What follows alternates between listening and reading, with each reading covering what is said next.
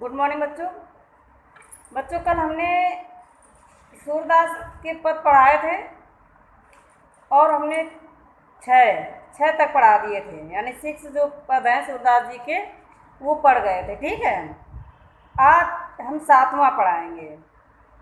ठीक है, आज 7वां पद हम सूरदास जी का पढ़ाएंगे। आप लोग पढ़ते रहिए और दूसरे बच्चों को भी सेंड करते रहिए। ठीक है, क्योंकि ये चैप्टर हैं और धीरे धीरे करके हम इनको पढ़ा रहे हैं। ठीक है, ताकि दूसरे बच्चे भी, अगर आप लोग सेंड करेंगे या बताएंगे, दूसरे बच्चे भी पढ़ सकते हैं। ठीक है, तो देखिए लिखा हुआ है, ऊधव मुहि ब्रज बिसरत नाही। अब जब भगवान श्री कृष्ण मथुरा चले गए थे, ठीक, मथुरा चले गए और वहाँ से काफ़ी दिन मथुरा में उनको लग गया, तो वो उद्धव से अपने मन के विचार व्यक्त कर रहे हैं। ठीक, उद्धव से कह रहे हैं भगवान श्री कृष्ण कि उद्धव मुझ ब्रज बिसरत नाही, हे उद्धव मुझसे ब्रज भुलाया नहीं जाता। बिसरत यानी भुलाना, विसारना। ठीक, तो उद्धव मुझ ब्रज बिसरत नहीं, उद्धव मुझसे ब्रज जो है वो भुलाया नहीं जाता, या मैं ब्रज को भूल नहीं पा रहा हूँ। ठीक, वृंदावन गोकुल वन उपवन सघन कुंज की छाई।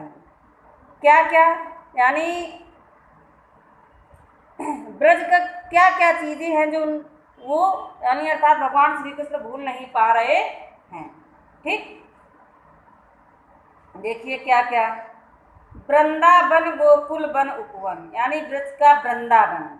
ठीक, वृंदावन एक बगीचा टाइप का है। ठीक, गोकुल वन उपवन, और गोकुल के वन और उपवन, बाग बगीचे। उपवन माने क्या होता है? बगीचा। ठीक, वन तो वैसे जंगल को कहा जाता है।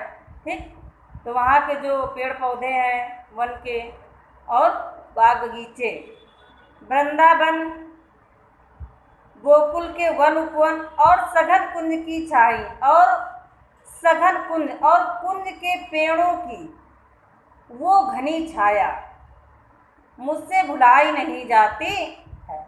उद्धव से कह रहे हैं कि वृंदावन गोकुल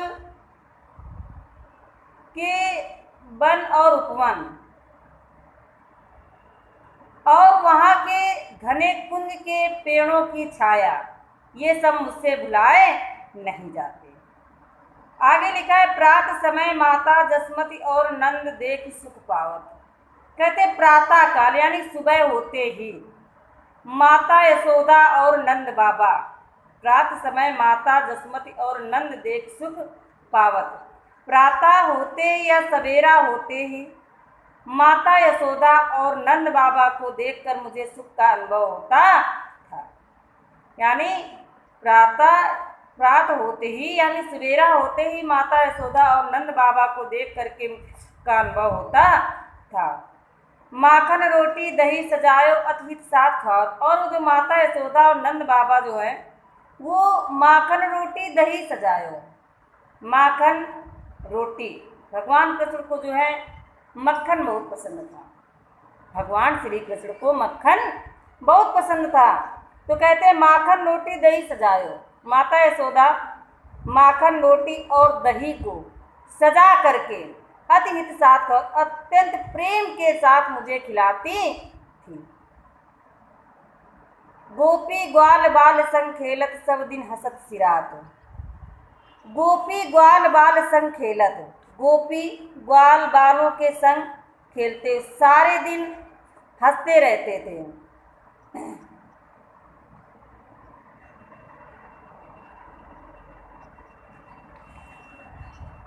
लिखा है माखन गोपी ग्वाल बाल संग खेलत सब दिन हसत सिरात, यानी गोपी ग्वाल बालों के संग खेलते हुए सारा दिन हंसते। सिरात माने होता है व्यतीत हो जाना, सिरात माने व्यतीत हो जाना। तो गोपी ग्वाल बालों के साथ खेलते हुए सारा दिन हंसते खेलते हुए व्यतीत हो जाता था। सूरदास धनि धनि ब्रजवासी जिनसो हित जदु तात।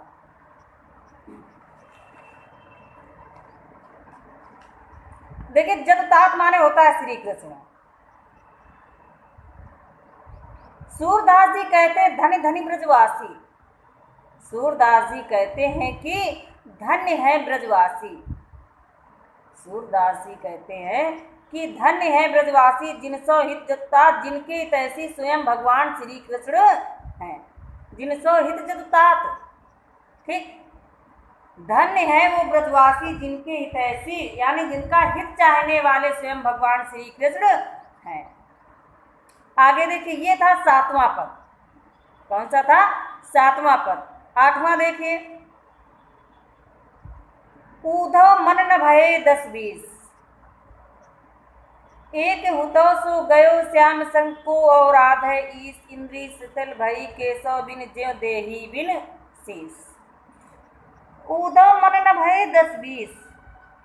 अब जब काफी दिन मथुरा में भगवान श्री कृष्ण के व्यतीत हो जाते हैं तो भगवान श्री कृष्ण उद्धव से कहते हैं कि काफी दिन हो गए और हम गोपिकाओं से और गोकुल वासियों से कह कर आए थे कि परसों लौट आएंगे, आज जा रहे हैं, कल रुकेंगे, परसों लौट आएंगे, और इतने दिन हो गए हम वापस लौट करके नहीं गए। तो आप ऐसा करिए कि कुछ निराकार ईश्वर की उपासना के बारे में जाइए और गोपिकाओं से कहिए कि वो करें, यानी निराकार ईश्वर की उपासना करें, ठीक। तो उद्धव आते हैं और गोपिकाओं को समझाते हैं कि भगवान श्री कृष्ण अभी नहीं आ पाएंगे, तुम उनको भूल जाओ और निराकार ईश्वर की उपासना करो, यानी ब्रह्म की उपासना करो।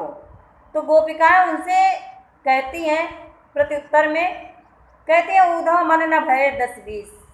उद्धव मन 10-20 नहीं होते हैं, यानी मन तो है सिर्फ एक होता है। उद्धव मन न भये 10-20, है उद्धव हमारे पास 10-20 मन नहीं है, सिर्फ एक मन है।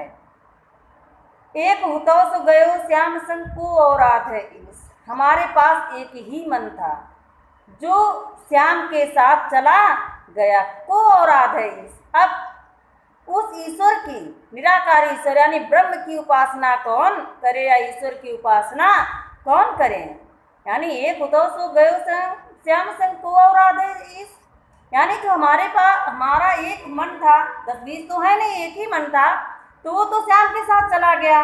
अब ईश्वर की उपासना कौन करे, यानी उस ब्रह्म की उपासना कौन करे।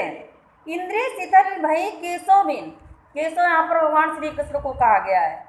हमारी जो इंद्रियां हैं वो भगवान श्री कृष्ण के बिना शिथिल हो गई हैं, यानी काम करना बंद कर दिए हैं, सब शिथिल पड़ गई हैं। जो देही बिन शीश, जिस प्रकार जो देही, देही माने होता है शरीर, अब बिन माने बिना, शीश माने सिर, जिस प्रकार बिना सिर के जो शरीर होता है वो शिथिल पड़ जाता है, शिथिल का बिल्कुल अचेतन हो जाता है, ठीक, यानी कुछ नहीं कर सकता, उसी प्रकार हमारी इंद्रियां भगवान श्री कृष्ण के बिना शिथिल हो गई, अर्थात उन्होंने काम करना बंद कर दिया है, ठीक। जिस प्रकार शरीर से सिर को अलग कर देने पर वो काम करना बंद कर देता है या शिथिल पड़ जाता है। आशा लाग रहत तन श्वासा जीवई कोटि बरीस, आशा लाग रहत तन श्वासा, हमको भगवान श्री कृष्ण के आने की आशा लगी रहती है कि आज नहीं तो कल, कल नहीं तो अगले दिन, यानी उनको आशा लगी रहती है कि कभी ना कभी तो भगवान श्री कृष्ण आएंगे। तन श्वासा, इसी कारण हमारे शरीर की में जो श्वास यानी जो सांस है वो चल रही है, इस आशा से हमारे शरीर में सांस चल रही है कि भगवान श्री कृष्ण आज नहीं तो कल आएंगे, ठीक। आशा लाग रहा है तन श्वासा, यानी हमारे शरीर में इस आशा से सांस चल रही है कि कभी ना कभी तो भगवान श्री कृष्ण आएंगे। जीवई कोटि बरीस, और इस आशा से हम करोड़ों वर्ष तक जीवित रह सकते हैं। लिखा है कोटि, कोटि माने होता है करोड़ों, ठीक। इसी आशा से कि कभी ना कभी भगवान श्री कृष्ण आएंगे, इस आशा से हम करोड़ों वर्ष तक जीवित रह सकते हैं। तुम तो सखा श्याम सुंदर के सकल जोग के ईश। तुम तो सखा श्याम सुंदर के, तुम तो भगवान श्री कृष्ण के सखा हो, दोस्त हो, सकल योग के ईश, संपूर्ण योग विद्या के सकल योग के ईश, यानी संपूर्ण, सकल माने होता है संपूर्ण, योग माने होता है योग के ईश माने ईश्वर। ठीक, तुम संपूर्ण योग विद्या के ईश्वर को जानने वाले हो, लेकिन हम सब ये नहीं जानते हैं। सूर हमारे नंदन बिन और नहीं जगदीश। सूरदास जी कहते हैं कि गोपिकाएं उद्धव से कहती हैं कि हे उद्धव, नंद नंदन बिन, नंद के नंदन अर्थात भगवान श्री कृष्ण के बिना हमारा और कोई जगदीश अर्थात ईश्वर नहीं है। गोपिकाएं उद्धव से कहती हैं कि हे उद्धव, नंद के नंदन अर्थात बिना श्री कृष्ण के हमारा और कोई ईश्वर या जगदीश ईश्वर को कहा गया है। ठीक, और कोई ईश्वर या परमात्मा नहीं है, हम तो सिर्फ भगवान श्री कृष्ण को ही जानते हैं। ठीक,